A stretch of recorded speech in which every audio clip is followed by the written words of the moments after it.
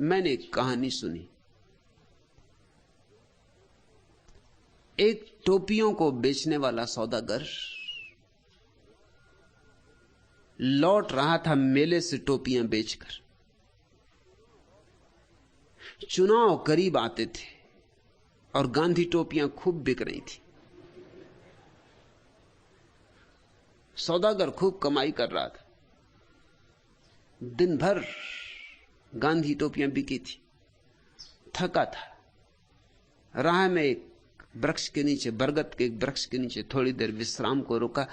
थकान ऐसी थी, ठंडी हवा, वृक्ष की छाया, झपकी लग गई। जब आंख खुली तो जिस पिटारी में टोपियां कुछ और बच गई थी वो खुली पड़ी थी। टोपियां सब नदारद थी। घबराया, चारों तरफ देखा। ऊपर देखा तो वृक्ष पर बंदर बैठे होंगे, कोई 150 बंदर, सब गांधीवादी टोपियां लगाए। वो ले गए पिटारे से निकाल के टोपियां। बड़े जच रहे हैं।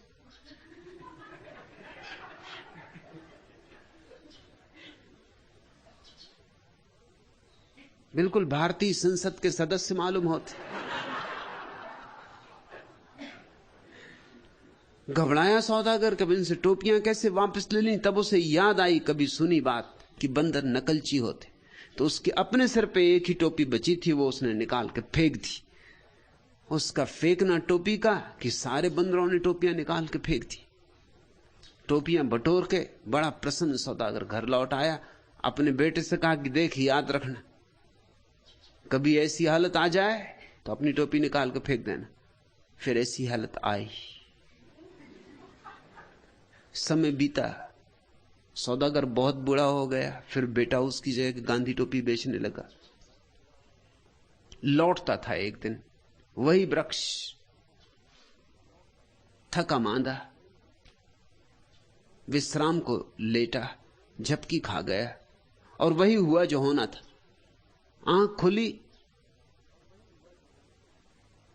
टोकरी खाली पड़ी थी। याद आया, ऊपर देखा, बंदर बड़े मस्ती से टोपी लगाए बैठे थे। याद आई बाप की सलाह, अपनी टोपी निकाल के फेंक दी। लेकिन जो हुआ वह नहीं सोचा था। एक बंदर को टोपी नहीं मिली थी, वो नीचे उतरा और ये टोपी भी ले गया।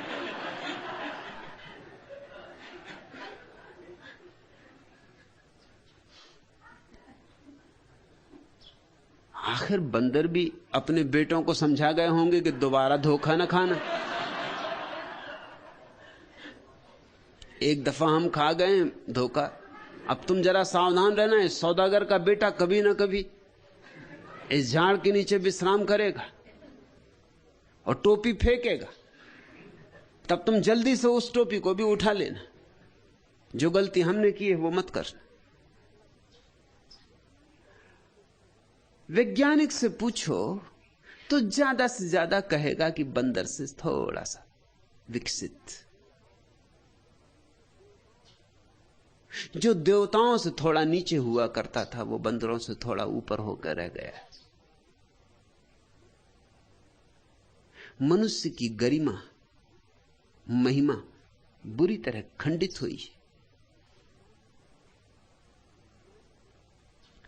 वैज्ञानिक करे भी तो क्या करे, उसकी जो विधि है उस विधि के कारण ही आत्मा से उसका कोई संस्पर्श नहीं हो सकता। मनुष्य के भीतर छिपे हुए जीवन से उसका कोई नाता नहीं बन सकता।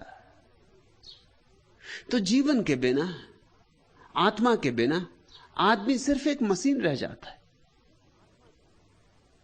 कुशल मशीन पर मशीन। और इसीलिए फिर आदमियों को काटना हो तो कोई अड़चन नहीं होती। जोसेफ स्टालिन ने रूस में लाखों लोग काट डाले, जरा भी अड़चन नहीं हुई। अड़चन का कोई कारण न रहा, क्योंकि कम्युनिज्म मानता है कि आदमी में कोई आत्मा है ही नहीं।